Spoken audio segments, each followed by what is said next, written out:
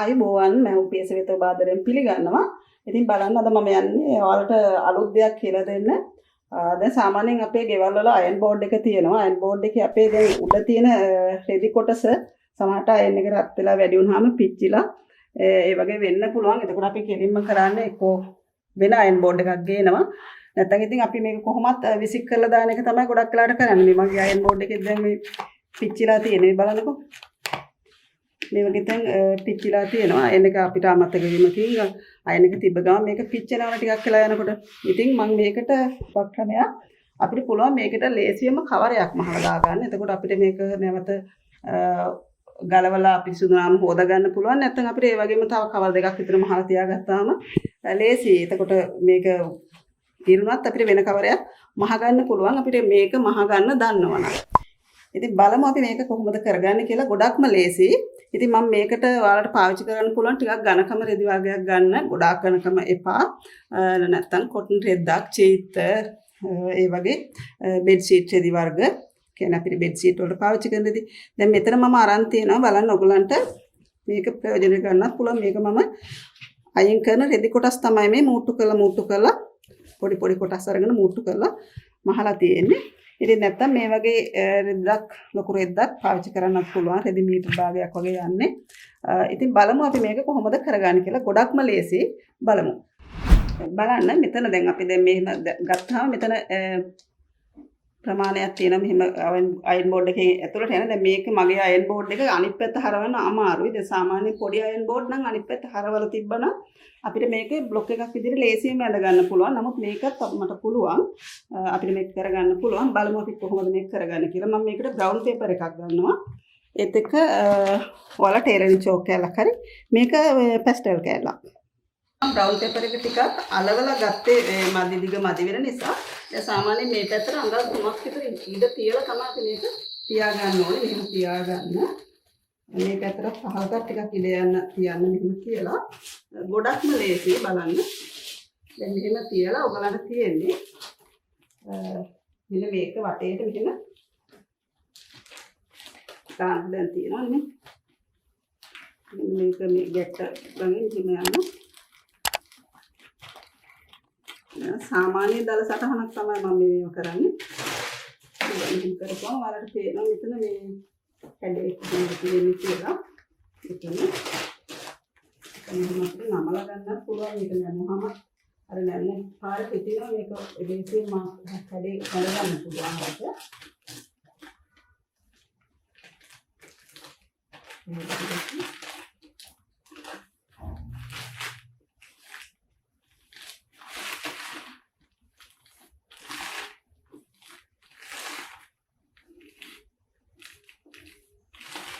මේක අපි මෙෂර්මන්ට් මුකුත් ගන්න ඕනේ. ඔයාලට පුළුවන් මේක මේ විදිහට මාක් එකක් දාන්න පැහැදිලිව තියෙනවා.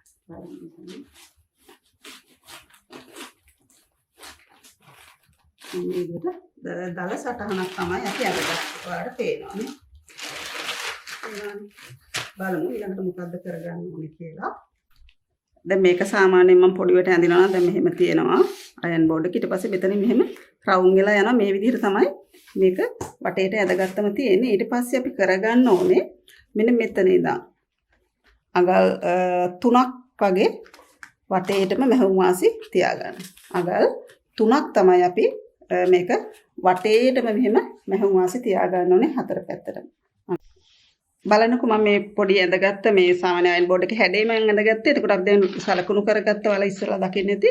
මම කියන්නේ මෙන්න මේ වටේටම අඟල් 3ක මහුම් වාසි තියලා ඒ ප්‍රමාණයට රෙදි කොටසක් කපා ගන්න කියලා.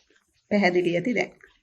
කියන්නේ මේ වටේට අඟල් 3ක තමයි මහුම් වාසි තියලා තියෙන්නේ. බලන්න මම මේ අයන් බෝඩ් එකේ සීමාවනේ අපි අඳගත්ත මේ තියෙන්නේ.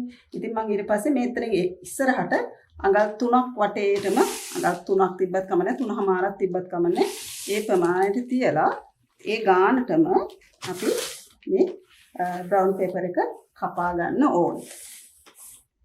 අපි මෙහෙම දැන් හතරස්වට තියෙන පැත්ත මෙහෙම නමාගෙන මෙන්න මේ මුල්ලේ ඉඳන් බලන්න මෙතන මුල්ලේ ඉඳන් අඟල් 3ක් ඉස්සරහට ලකුණු කරන්න. 3ක් ලකුණු කරලා පොඩි හැඩයක් මෙන්න මේ විදිහට ඇඳ ගන්න. එතකොට ඔයගලන්ට මේක මහන්න ලේසි. ඊට පස්සේ අපි මේ කොටස කපලා ඉවත් කරනවා. බලන්න මම දැන් අපි හදාගත්ත බ්ලොක් එක මේ රෙදි කොටසට තියලා තියෙන්නේ. ඉතින් ඔයාලට පේනවා ඒ බ්ලොක් එකේ ප්‍රමාණයට රෙදි කොටස කපා ගන්න තමයි දැන් තියෙන්නේ. බලන්න අපි මේක මහ ගන්න කලින් මේ වටේටම අපි මේ කපාගත්ත රෙදි කොටසේ වටේටම මෙන්න මේ ගානට වගේ හිටින්න වටේටම ඔයගොල්ලෝ මැහුමක් ගහගන්න. සාමාන්‍යයෙන් නිකන් මැහුමක් ගහගන්න තියෙන්නේ. බලමු.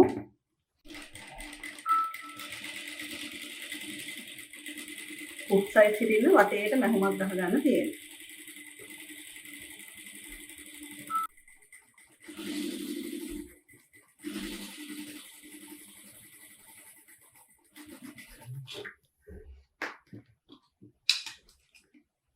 වටේට මැහුමක් ගහගත්තා. ඊට පස්සේ අපිට තියෙන්නේ බලන්න මෙන්න මෙතන මැහුම ගහගෙන තියෙන මෙතනින් මේක ඇතුළට නමලා ඉලාස්ටික් එකේ ප්‍රමාණයට වඩා චුට්ටක් අඩුවට මෙහෙම ඇතුළට නමලා වටේටම මහ ගන්න තියෙන්නේ. බලමු. මෙතනින් මෙහෙම නැමුවා. නැවත මේ පැත්තට නැමුවා ඇතුළට. ඊට පස්සේ සාමාන්‍යයෙන් අපි අර වාදියක් මහන්නේ පොඩි. අන්න ඒ වගේ මහගෙන යන්න තමයි මේක තියෙන්නේ.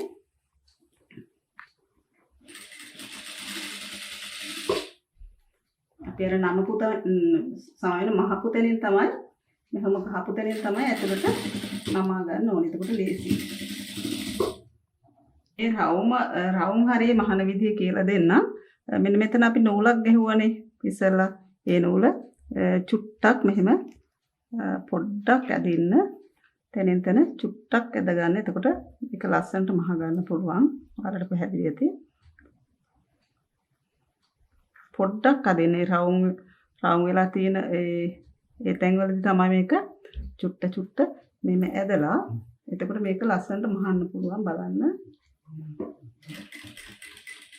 ඔයාලට පැහැදිලි ඇති. එතකොට මේක ලස්සනට නමා ගන්න පුළුවන් අපිට මෙහෙම.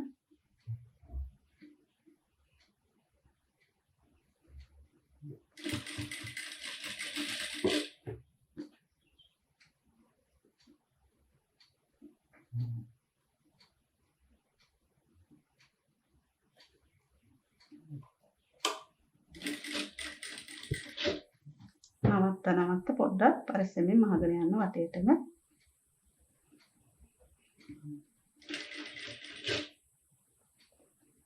ගොඩාක් නූල ඇද ගන්න එපා. චුට්ටක් තමයි මේ රැලි කරගන්න ඕනේ.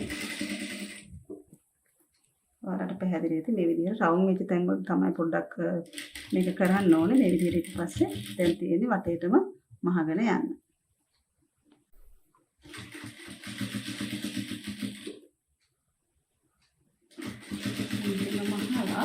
අපි මෙතන චුට්ටක් හිස් තියාගන්න.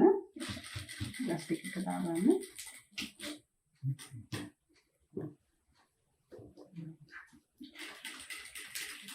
මේක වටේටම මහ ගත්තා.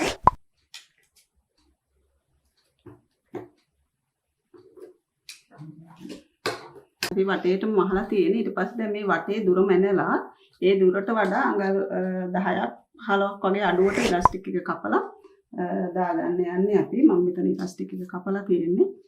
මම මේක දැන් දානවා. මෙතනින් අපි වෙනදා වගේම මේ ඉලාස්ටික් එක පාස් කරගන්න තියෙන්නේ. බලමු මේ ඉලාස්ටික් එක පාස් කරගත්තට පස්සේ කොහොමද තියෙන්නේ කියලා.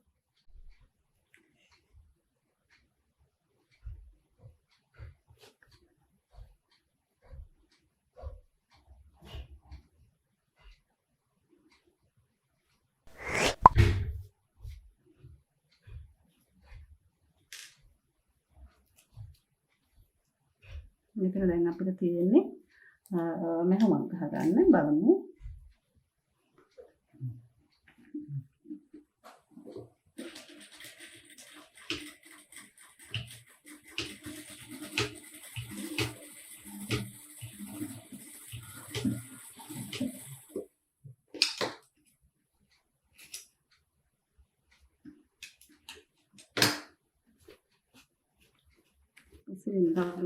අපි තියපු හිස් තැනටත් ප්ලාස්ටික් එක දාගන්න අපි ඉතුරු කරපු තැනට එහෙම කරලා මෙහෙමක් ගන්න. ඉලාස්ටික් එක අහුවෙන්නේ නැති වෙන්න මෙහෙමක් ගන්න.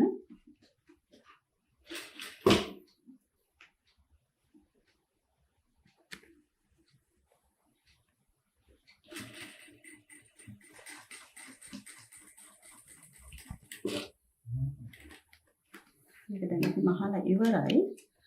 බලමු අපේ අයන් බෝඩ් එකට දාලා කොහොමද තියෙන්නේ කියලා දාමු බලන්න.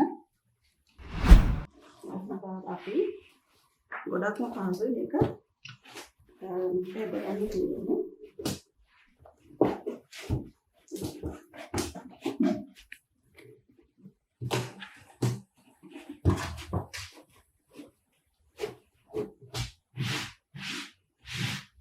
නැති ගොඩක්ම ලස්සනයි. දැන් මේක ඉත් වෙලා විසික් කරන රෙදිනේ මම මේක පාවිච්චි කරේ.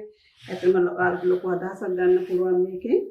ඉතින් අද ඔයගලන්ට වීඩියෝ එක ගොඩක් වැදගත් වෙයි කියලා මම හිතනවා. ඒත් එක්කම වීඩියෝ එකට කැමති නම් ලයික් එකක් දාන්න අමතක කරන්න එපා. ඔයගලගේ අදහස් කමෙන්ට් කරන්න, යෝජනා චෝදනා සියල්ලක්ම. ඒත් එක්කම බලවට බලන්න වීඩියෝ එක ෂෙයා කරන්නත් අමතක කරන්න එපා. අපි නැවතත් මේ වෙනම පාඩමකින් අපි හමු වෙමු. ආයුබෝවන්. Thank you.